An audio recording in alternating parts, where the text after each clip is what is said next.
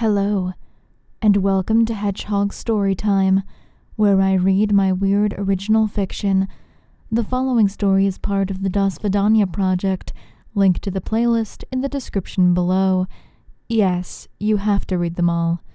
No, that is not a request. I hope y'all liked the last chapter.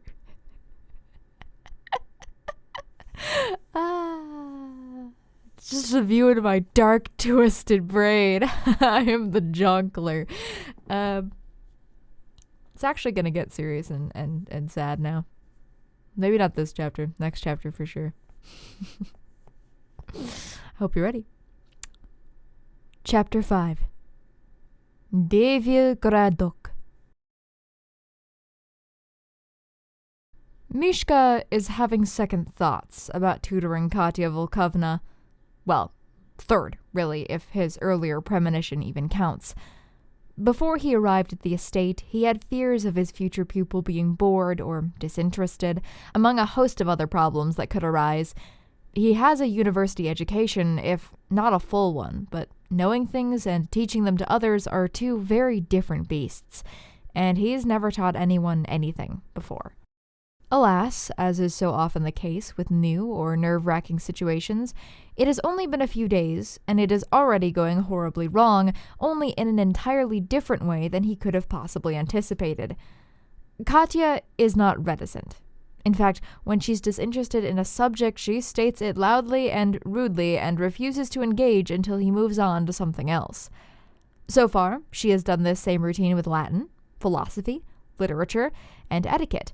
That one was the worst, by far. As soon as he even brought up the word, she slouched down in her chair as low as was possible and frowned intensely. "I've had so many tutors, you know," she complains, slightly muffled by her extreme posture. "Every single one of them has tried to teach me the same things. Sit up straight, Katya. Smile, Katya. Comb your hair." Have you ever thought that maybe they keep trying to teach you these things because you don't demonstrate that you already know them? Mishka tries to be patient, but his capacity for such is rapidly wearing thin. "I would never stoop so low as to do what any of them told me," she insists. Mishka doesn't know what to do. He has to teach the child, but she refuses to learn. If her siblings see that she isn't learning, they'll quickly replace him, which is no doubt what happened to all of her previous tutors. He can't abide by that. This is the one opportunity in his miserable little life that he'll have to be within 100 miles of Ivan Volkov, and if one little girl is what ruins it, well, he doesn't even know what he'd do. "All right, then," he concedes. "What haven't you learned yet?" "Lots of things. I'm only 11, you know." He has to ask for the Lord's guidance just then to not strangle a child. "Well, why don't you go find the book that interests you and we'll look it over together." Mishka gestures around to the many bookshelves that surround the little corner of the library. It won't necessarily be a classical education, but for the moment at least all he wants is to get her to cooperate. Katya thinks for a second, then scurries off purposefully. Mishka sits back in the hard wooden chair. Hopefully he'll have a few seconds of quiet, then clean up all the workbooks so that when... And she's already back, struggling under the weight of a very thick book. Unlike most of the tomes in the old collection, this one hasn't a speck of dust on it and is significantly more worn. Clearly, it's seen a lot of use. Katya places it down in front of him with surprising respect. For the book. Not him, of course. Mishka's brow furrows as he reads the title embossed in faded gold on its cover. Viktor Zapadov's Primer on General Human Anatomy. "I've read some of it," she admits, "but some of the words are too hard." This is not a good idea. In no way whatsoever is indulging the peculiar girl's fascination with such an unusual topic a good idea. He was hired to give her the education of any well-bred noble offspring. Literature, music, etiquette, and appreciation for the arts. The sciences are barely fit for most noble sons, save for a general understanding.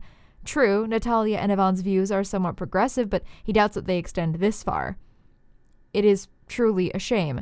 If she had been born in England or across the Atlantic, she might have been encouraged in her curiosity, but Russia is still a hopelessly backward society in many ways, especially in her traditions. But he realizes learning something is better than learning nothing at all. So with a sigh, he opens the cover. He himself has little familiarity with anatomy beyond the most rudimentary knowledge, but he's going to have to try. Before he can start in, however, Katya snatches the book from him and flips to a particular page. She shoves it in his face, her finger pointing to a specific line. "What's this word?" she demands. Mishka nearly jumps at the sudden outburst, but composes himself. She'd have to learn proper manners, but one step at a time, he supposes. "That's a tendon." "And what's it mean?" "It's a type of muscle." Mishka racks his brain, trying to figure out how to explain such a concept to a child. He points to the diagram of a hand on the opposite page. "They connect the fingers to the palm and down into the wrist, see? That's what lets you bend them." "Oh!" she says suddenly, her face brightening as she jumps up and down in her chair. "Did you know that you can bite through a finger as easily as a carrot? Your brain just won't let you because it's your own finger." Mishka shrinks back a little. This child really scares him. How can she say things like that while wearing such a bright smile? "I did not know that. Where did you hear it?" he mumbles. But the girl just shrugs. "In a book somewhere." Then her eyes snap immediately back to the book. "How about this word?" And on it goes, Mishka explaining words and Katya telling him all the things she knows about the inner workings of the human body. It's odd and unnatural, but her enthusiasm is oddly endearing. So, for now he'll humor her, but the instant she wants to dissect something is where he will draw the line.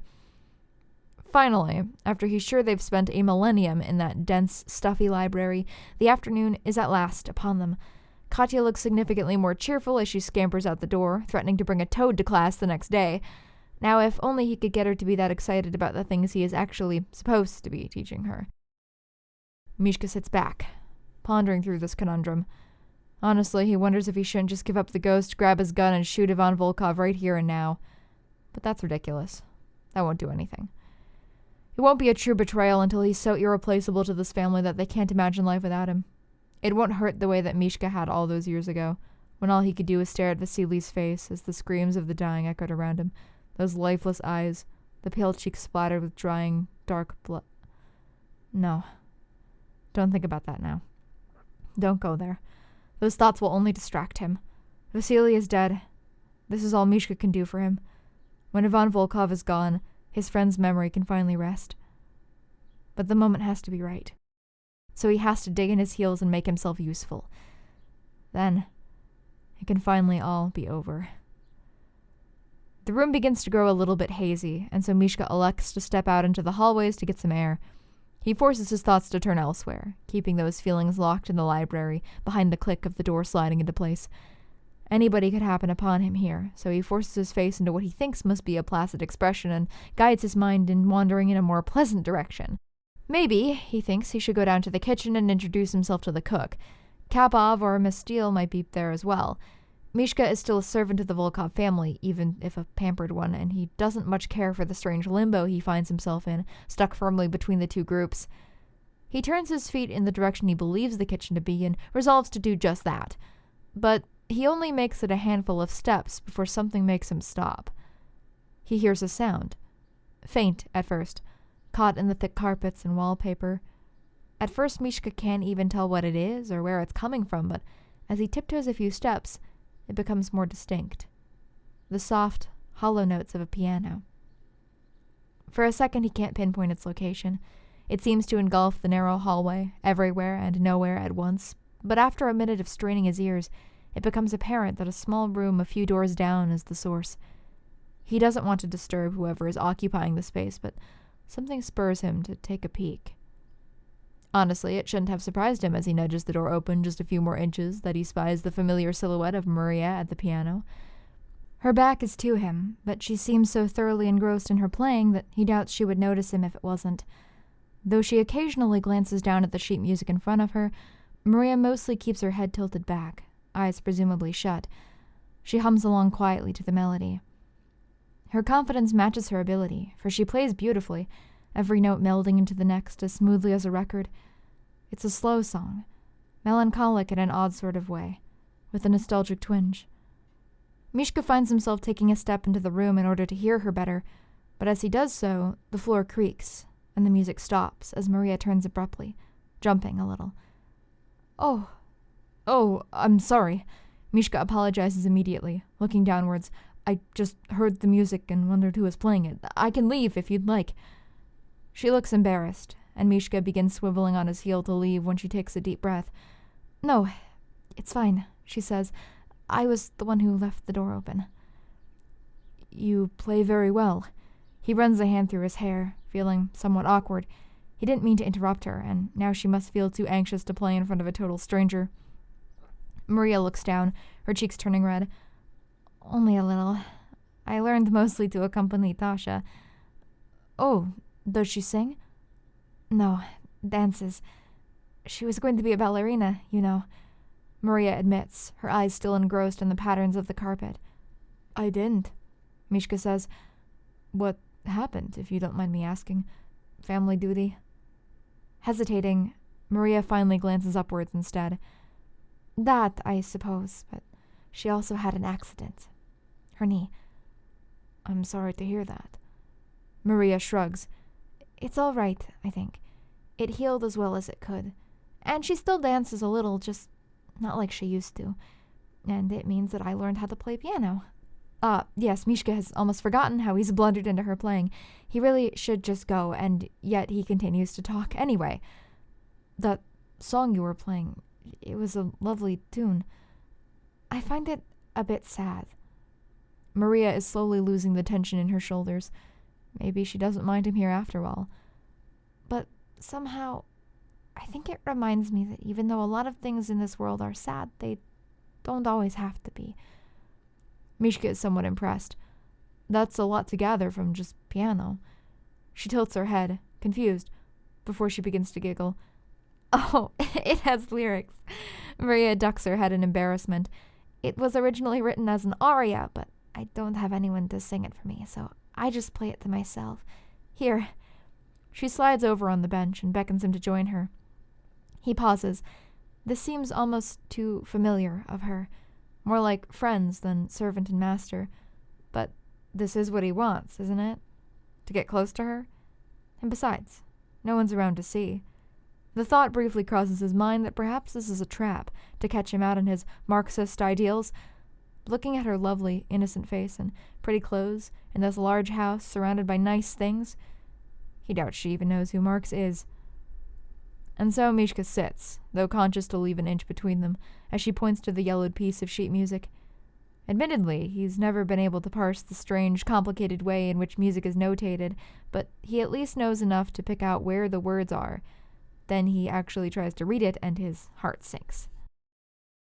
I don't know Italian. He glances over at her sheepishly. She meets his gaze conspiratorially.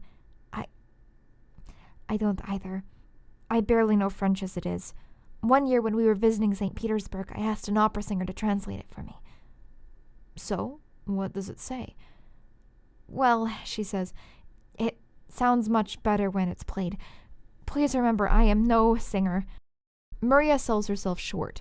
She's not amazing by any means, and the Russian lyrics don't line up perfectly with the Italian, so she stumbles a little, but now Mishka can see what she meant. This song is very sad. From what he can gather, it's supposed to be sung by a woman who's been forced to marry her lover's murderer, and she's caught between his desire for her to live a long life and her own desire for revenge. Maria becomes distracted from trying to both sing and play, and so plunks out a few sour notes. She sighs. Usually the ending is the best part. I think it sounded all right. He shrugs. What opera is it from? Immediately, Maria's face grows downcast. I don't know, she mumbles. I've been trying to track it down for years, but I can never find it. You were right, though, he says. To be forced to marry someone like that? I'd want revenge, too. That's true. She looks upward, pondering, but I think I like it more for the tender moments, like when she says that it's better she had a love in the first place, even if he was taken from her. The two both fall silent, each considering the song. But this time it's a comfortable silence, familiar almost. For the first time since he's arrived here at the manor, Mishka feels his gut unclench. Just a little. But the feeling doesn't last. Out of the corner of his eye, Mishka thinks he sees a shadow pass by the doorway. Perhaps he's being too familiar with the girl. With dancing, there's plausible deniability, but if someone were to find them like this... He clears his throat and stands. Thank you for sharing, mademoiselle. I'd best let you get back to your practice. Maria's face falls a little, and she looks back down at the piano. Oh, yes, of course, she mutters, but before he can leave the room, she speaks again. Thank you. She seems surprised by the volume of her own voice. I don't often get to talk about music. It was nice. Taking a shallow bow, Mishka hopes she doesn't notice the crimson of his cheeks as he spins around and quickly exits. He has a hard time preventing himself from sprinting out of the room. Who was it? Who was watching them? Ivan? Natalia? Katya had just left a short while ago. Perhaps she is still skulking around. But as he glances back and forth down the dimly lit expanse, Mishka realizes that there's no one there. The hallway is empty, save for the hiss of the lamps and Mishka's ragged breath. Maybe he just imagined he saw someone. I'm impressed, says the voice from directly behind him, and Mishka panics, only to turn on his heel and come face to face with Miss Steele. If I don't want to be seen, most people don't see me. Are you on edge about something, Mr. Borisov? Her hawkish gaze pierces directly through him, and Mishka squirms, wishing desperately that he had not followed her. That earlier thought, that she suspected something about him, comes back in full force. But he straightens his shoulders and breathes deeply. Even if she has suspicions, there's nothing she can prove and no way to discern his true intentions on her own. I've only been here a few days, he deflects, just getting used to the place. And are you having any concerns about the manor or the people therein? Why do you ask? No particular reason. I just like to make sure that you're comfortable here. We've seen a lot of tutors come and go, and I'd absolutely hate to lose another. Her voice has lost its accusatory tone entirely. Miss Steele simply has her head tilted slightly to the side, with one eyebrow raised.